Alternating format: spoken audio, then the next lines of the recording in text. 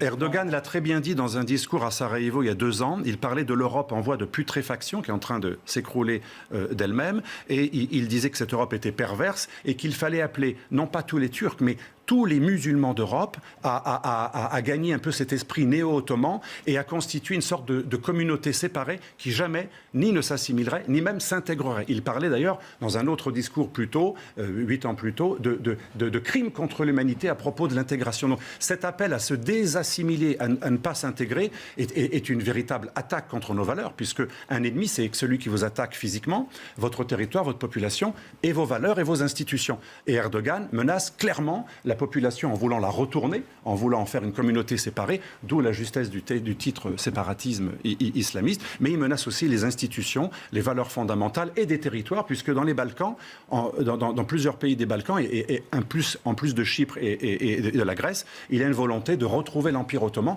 Erdogan régulièrement dit que les Balkans, Chypre et la Grèce, c'était l'Empire ottoman.